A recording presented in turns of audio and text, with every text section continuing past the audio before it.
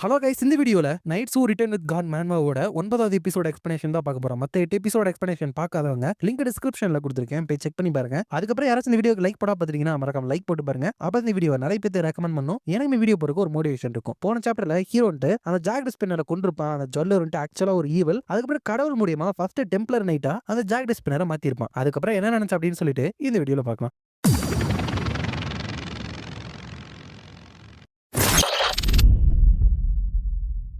சாப்டரோட ஸ்டார்டிங்ல அங்க இருக்க அந்த ஹண்டர் அசோசியேஷன்ல பிரசிடென்ட் இருந்துட்டு, வெல் சார், ஜாக்டு ஸ்பின்னர் வந்துட்டு உங்களோட புது கில்டு மெம்பரா வந்து நாங்க ரெஜிஸ்டர் பண்ணிடுறோம். பட் இதை வந்துட்டு எங்களால இமீடியட்டா வந்து பண்ண முடியாது அப்படிங்கிறப்ப ஹீரோ பரவாயில்ல அப்படின்னு சொல்றான். சோ ஹீரோவுக்கு வந்துட்டு இப்போ ஒரு கில்டு இருக்கு. அதுதான் பாந்தியான் கில்டு அப்படிங்கிறது. பாந்தியானா கடவுள்களோட ஒரு குரூப் அப்படின்னு அர்த்தம். அப்ப ஹீரோவும் அந்த ஜாக்டு ஸ்பின்னர் வெளியே இருக்கிறப்ப ஹீரோவோட வாயில இருந்து ரத்தத்தெல்லாம் கக்க ஆரம்பிக்கிறான். அப்ப ஹீரோவோட இதயத்துக்குள்ள இருந்து கடவுள் வந்துட்டு, நீ வந்துட்டு ஓகேவா தானே இருக்க மை நைட் அப்படிங்கிறப்ப ஹீரோ வந்துட்டு ஓகேன்னு சொல்றான். ஆனா ஆக்சுவலா இந்த இடத்துல ஹீரோட உலகத்துல இருக்கிற அளவுக்கு அந்த கடவுளோட பவர் வந்துட்டு கிடையாது. சோ இந்த இடத்துல அந்த ஜாயிடு ஸ்பின்னரை வந்துட்டு ஒரு டெம்ப்ளர் நைட்டா வந்துட்டு நாமினேட் பண்ணி உருவாக்குனதுனால ஹீரோக்கு வந்துட்டு இந்த மாதிரி பிளட் எல்லாம் வர ஆரம்பிக்குது. அப்ப அந்த ஜாயிடு ஸ்பின்னர் வந்துட்டு கொஞ்சம் கவலையா பார்த்துருக்கப்ப ஹீரோ வந்துட்டு, இது ஒன்றும் உன்னோட தப்பு கிடையாது, ஸ்ட்ராங்கா இல்லாதது என்னோட தப்பு தான் அப்படிங்கிறப்ப கடவுள் இருந்துட்டு, அது எப்படி உன்னோட தப்பாகும், அது காரணம் என்னோட பவர் கம்மியா இருக்கனால தான் அப்படிங்கிறப்ப ஹீரோ வந்துட்டு என்ன சுச்சுவேஷன் இருந்தாலும் சரி ஒருத்தவங்க கடவுளை வந்துட்டு பிளேம் பண்ணவே கூடாது. அதனால இப்பெல்லாம் சொல்லாதீங்க நீங்க அப்படிங்கிறப்ப அந்த ஹரியானா கடவுள் இருந்துட்டு, மை நைட், எப்பவுமே உன்னோட விசுவாசத்துக்கு வந்துட்டு நான் கிரேட்ஃபுல்லா இருப்பேன். பட் இந்த இடத்துல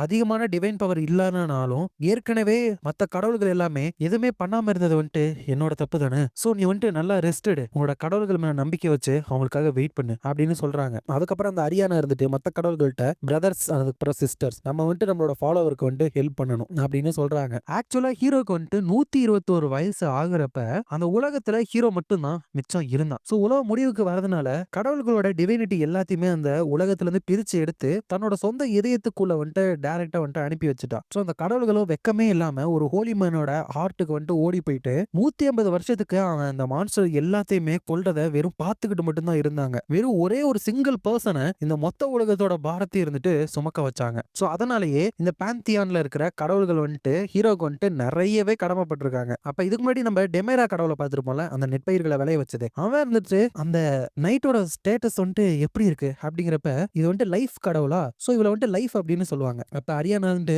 அவ்வளவு ஒன்றும் நல்லா இல்ல லைஃப், ஏன்னா என்னோட நைட் இருந்துட்டு அவனை ரொம்ப புஷ் பண்ணிட்டான் அப்படிங்கிறப்ப போர். அதுக்கப்புறம் நெருப்போட கடவுள் பெட்டோஸ் இருந்துட்டு வெறும் சிங்கிள் டெம்ப்ளர் நைட்டை வந்துட்டு அப்பாயிண்ட் பண்ணது வந்துட்டு அவனோட உடம்புல வந்துட்டு அவ்வளவு பாதிப்பை ஏற்பட்டுருச்சா. கடவுள்களுக்காக பயங்கர குளோரியில வந்துட்டு ஷைன் பண்ணியிருந்தேன் அந்த பழைய லயன் ஹார்ட் இருந்துட்டு எங்க போனா அப்படிங்கிறப்ப ஹரியானா இருந்துட்டு, கொஞ்சமாச்சும் டிக்னிட்டி இருக்கா வார் உனக்கு, அவன் வந்துட்டு நமக்காக 200 வருஷத்துக்கு வந்துட்டு சண்டை போட்டான், கடைசியில அவன் ஜெயிக்கவும் செஞ்சான் அப்படிங்கிறப்ப அந்த போர்க்கடவுள் வந்துட்டு எனக்கு தெரியும், அதனாலதான் எனக்கு வந்துட்டு அவன் மேல கோவமா இருக்கு, அது மட்டும் இல்லாம என் மேல அதை விட கோவமா இருக்கு அப்படிங்கிறப்ப ஹரியானா வந்துட்டு 150 வருஷமா சைலண்டா இருந்துட்டோம், நம்மளோட சைலன்ஸை பிரேக் பண்றதுக்கான நேரம் வந்துருச்சு மை பிரதர்ஸ் அண்ட் சிஸ்டர்ஸ். இதுக்கப்புறமா என்னோட நைட் இருந்துட்டு சஃபர் ஆகிறத வந்துட்டு என்னால பார்த்துட்டு சும்மா இருக்க முடியாது அப்படிங்கிறப்ப பிளாக் ஸ்மித் அதுக்கப்புறம் ஸ்டீலுக்கான கடவுள் வந்துட்டு இருக்கிறாரு. அவர் வந்துட்டு, எனக்கு ஒரு ஐடியா இருக்குது, ஜஸ்ட் அந்த விவசாய நிலத்துல லைஃப் இருந்துட்டு பண்ண மாதிரி நம்மளால முடிஞ்ச அளவுக்கு பிளஸ்ஸிங்க இந்த மனித இனத்துக்கு வந்துட்டு கொடுத்து அவங்களுக்கான நம்பிக்கையை வந்துட்டு நம்ம அதிகப்படுத்தலாம். இந்த மனுஷங்களுக்கு வந்துட்டு நம்ம கடவுள்களோட அதிசயத்தை வந்துட்டு காமிக்கலாம். நம்ம லைஃபோட ஃபாலோவர்ஸை வச்சு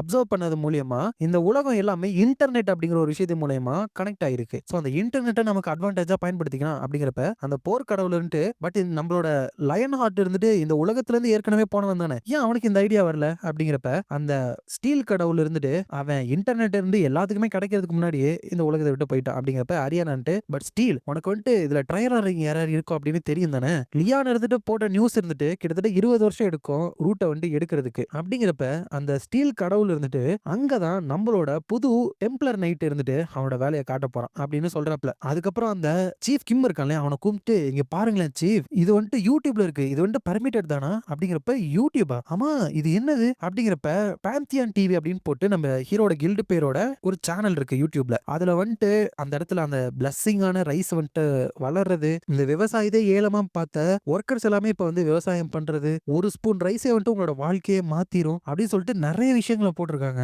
அப்ப அந்த சீஃப் இருந்துட்டு இது யார் பண்ணது அப்படிங்கிறப்ப, பாந்தியான் கில்டு தான். அது வந்துட்டு மெஜஸ்டி லியோனோடதாச்சுல. அப்படிங்கிறப்ப அவன் வந்துட்டு இந்த மாரிலாம் பண்ணுவான்னு நினைக்கிறியா யூடியூப்ல அப்படிங்கிறப்ப, அந்த மொட்டை மண்டையன் இருந்துட்டு இல்ல. ஒருவேளை ஹரி இருந்துட்டு பண்ணியிருப்பாங்களோ அப்படிங்கிறப்ப, வாய்ப்பே இல்ல. அவளுக்கு கம்ப்யூட்டர பத்தி சுத்தமா தெரியாது. இப்ப இதுல இருக்கிற பிக்கர் பிரச்சனை என்ன அப்படின்னா, இதுல இருக்கிற எல்லாமே உண்மையான விஷயம். நம்ம இப்ப என்ன பண்றது? சரி இப்ப வந்துட்டு நான் கொஞ்சம் வெளிய போயிட்டு வரேன் அப்படிங்கிறப்ப, எங்க போறீங்க அப்படின்னு கேட்க, அந்த லியோன் காய வந்துட்டு நானே போயிட்டு மீட் பண்ணிட்டு வரேன் அப்படின்னு சொல்லிட்டு போனான். ஆனா ஆக்சுவலா நம்ம ஹீரோட இடத்துல அந்த கடவுள்கள் சொன்ன மாரி அந்த ஜாக்டு ஸ்பின்னர வச்சு தான் எல்லா தம்ப்நெயில் அந்த வீடியோ எல்லாத்தையுமே ரெடி பண்ணி யூடியூப்ல இருந்து அவங்க அப்லோட் பண்ணிட்டு இருக்கானுங்க. அதுவும் ஹரியோட லேப்டாப்பை வச்சு, சார் யாப்பி என்னோட லேப்டாப்ல வேலை முடிஞ்சா நீங்க வந்து என்ன பண்ணிட்டு இருக்கீங்க அப்படிங்கிறப்ப, ஜாக்டு ஸ்பின்னர் இருந்துட்டு plan name noise marketing phase 1 complete ஆயிருச்சு. அடுத்து ஃபேஸ் 2க்கான நேரம் நெட்வொர்க்கை ஹேக் பண்றத வந்துட்டு நான் ஆரம்பிச்சுட்டேன் அப்படிங்கிறப்ப, அவருன்ட்டு ஏற்கனவே சொன்ன மாதிரி சுத்தமா கம்ப்யூட்டர் பத்தி எதுவுமே தெரியாது அப்படிங்கனால அந்த ஜாக்டு ஸ்பின்னர் ஹேக் பண்றத கூட ஏதோ கேம் விளையாடுது அப்படின்னு நினைச்சிட்டு புது கேமா இருக்கும் போல அப்படின்னு நினைச்சுக்கிறா. அதோட இந்த சாப்டர் முடியுது.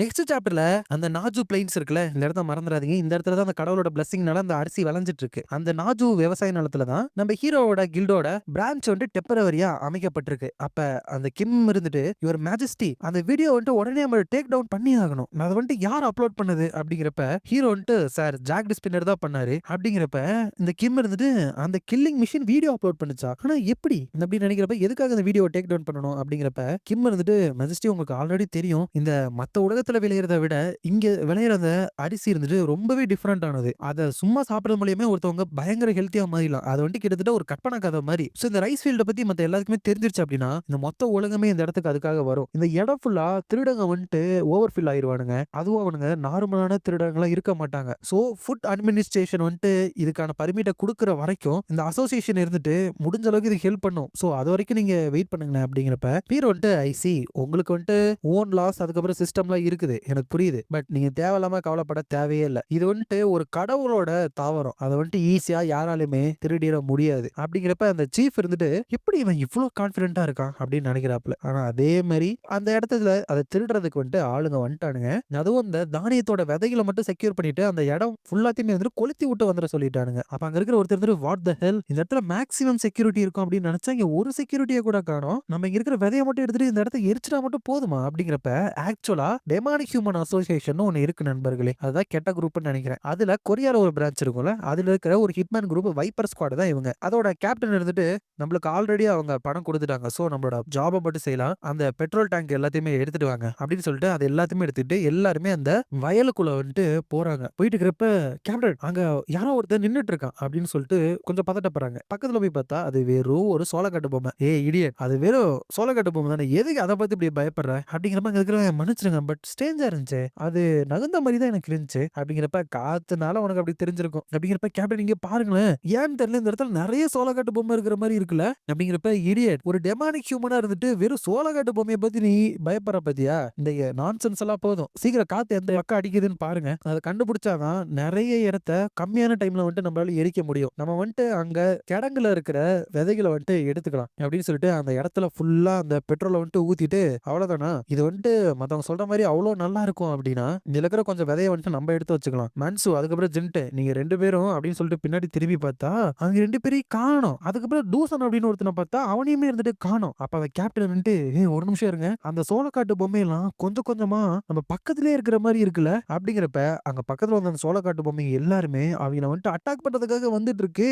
அப்ப வந்துட்டு போச்சு அப்படின்னு சொல்லிட்டு அந்த சோளக்காட்டு பொம்மை இருந்துட்டு 2ஆ வெட்டி போட்டுறான். உண்மையாலுமே இதுங்க எல்லாமே மூவ் பண்ணுது, இது மட்டும் சாதாரண சோளக்காட்டு பொம்மை கிடையாது, இதுங்க எல்லாமே ஒரு மான்ஸ்டர் அப்படிங்கிறப்ப, கேப்டன் நம்ம இப்ப என்ன பண்றது அப்படிங்கிறப்ப, அந்த கேப்டன் வந்துட்டு நோ வே, இதுங்கெல்லாம் உண்மையான மான்ஸ்டருக்கு வாய்ப்பே இல்லையே, ஏன்னா டஞ்சன் பிரேக் நடக்காம வெளியே மான்ஸ்டர் வராது அப்படின்னு நினைக்கிறான். அதுக்கப்புறம் எப்படியோ தப்பிச்சு அந்த வயல்வெளியை விட்டு வெளியே வந்துட்டா அவங்க வந்துட்டு துரத்தல. கேப்டன் உண்மையிலுமே அதுங்க என்னது இந்த மாதிரி ஒரு கேட்டுக்குள்ள கூட விஷயங்களை பார்த்தது இல்லையே அப்படிங்கிறப்ப, கேப்டன் வந்துட்டு எனக்கு மட்டும் எப்படா தெரியும் அப்படின்னு சொல்லிட்டு, டேமிட் நாங்க ரொம்ப அவசர அவசரமா வந்ததுனால எங்களோட சபார்டினேட்ஸை வேற அங்கேயே விட்டுட்டு வந்துட்டோம், இந்த ரெக்வஸ்ட் வந்துட்டு ஸ்ட்ரேஞ்சா இருந்துச்சு அப்படின்னு சொல்லி எனக்கு அப்பவே தெரியும், சரி எங்களை வந்துட்டு இப்படி மாட்டி விட ட்ரை பண்ணா இதுக்கு என்ன ஆகும்னு சொல்லிட்டு இந்த வேலையை முடிச்சுட்டு போய் காமிக்கணும். அப்படிங்கிறப்ப கேப்டன் கொஞ்சம் அங்க பாருங்களேன், அதுதானே தானிய கிடங்கு. அப்படிங்கிறப்ப கேப்டன் வந்துட்டு ஃபவுண்ட் இட். உண்மையாலுமே இந்த அரிசியோட கதை உண்மையா இருந்தா அப்படின்னா, இந்த அரிசி எல்லாத்தையுமே நாங்களே திருடி வச்சுக்கிட்டா நாங்க பணக்காரங்களா ஆயிரும் அப்படின்னு நினைச்சிட்டு முடிஞ்ச அளவுக்கு ரைஸை வந்துட்டு கார்ல ஏத்துங்க. இந்த வயல்வெளிக்குள்ள மட்டும்தான் அந்த மான்ஸ்டர் வந்துட்டு இருக்கும். ஸோ ஸ்டோரேஜுக்கு போறதுல எந்த ஒரு பிரச்சனையும் இருக்காது. லெட்ஸ் கோ அப்படின்னு சொல்லிட்டு காலை எடுத்து வச்ச உடனுமே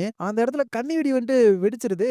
அங்க இருக்கிறவங்க எதுக்கு இப்ப கண்ணி வெடி வெடிச்சது, யாரு ஸ்டோரேஜ் முன்னாடிலாம் கண்ணி வெடியை செட் பண்ணி வைப்பா அப்படிங்கிறப்பயே அந்த இடத்துக்கு ஜாகட் ஸ்பின்னர் தான் வந்துட்டு வந்திருக்கு. அப்ப அவங்க வந்துட்டு வாட், இங்க இது என்ன பண்ணிட்டு இருக்கு, இது வந்துட்டு அந்த சியாங்ஜூ கேட்டோட ஜாகட் ஸ்பின்னர் ஆச்சு அப்படிங்கிறப்ப அது தன்னோட சிஸ்டம்ல அன்ஐடென்டிஃபை ஆன பீயிங்க வந்துட்டு ரிமூவ் பண்ணணும் அப்படின்னு சொல்லிடுது. அவ்வளோ பெரிய சிட்டியை பாதுகாத்த இதுக்கு இவங்கள ஹேண்டில் பண்றத பெரிய விஷயம். ஸோ அவங்க எல்லாத்தையுமே பிடிச்சி அரெஸ்ட் பண்றதுக்காக அங்க மாவு கட்டு போட்டு உட்கார வச்சிருச்சு. அங்கேயே வந்துட்டு இம்பார்ட்டன்டான நோட்டீஸ் வந்துட்டு அங்க போட்டிருக்காங்க அந்த வயல்வெளியில பண்றதுக்கு. எப்பவுமே இங்க ஃபர்ஸ்டா விளையிற விளைச்சல வந்துட்டு கடவுள் உருவத்துல வந்துட்டு ஷேப் பண்ணி கடவுளுக்கு காணிக்கையா கொடுக்கணும். ரெண்டாவது ஃபீல்டுக்குள்ள ஒன் பாத்ரூம் போக கூடாது, உரம் வந்துட்டு போட்டுக்கலாமா. மூணாவது உள்ள ஒரு சோளக்காட்டு பொம்மையை தொப்பியோட வைக்கணும். நாலாவது அவங்க அறுவடை பண்றப்ப பாடிக்கிட்டே இருக்கணும். கடவுளை போட்டுற மாதிரி பண்ணா இன்னுமே நல்லது. அஞ்சாவது எவ்வளவு பிஸியா இருந்தாலும் சரி ஒருவேளை சாப்பாடை கூட அவங்க ஸ்கிப் பண்ண கூடாது. அதுக்கப்புறம் ரெட் கலர் மார்க் போட்டுதான் மோஸ்ட் இம்பார்ட்டன்ட் விஷயம் இதுதான், திருடங்க உள்ள வந்தா செத்துருவீங்க அப்படின்னு போட்டிருக்கு. பட் ஏதோ ஒரு காரணத்துக்காக ஜாகட் ஸ்பின்னர் உயிரோட விட்டுருச்சு போல. இதோட இந்த சாப்டர் வந்துட்டு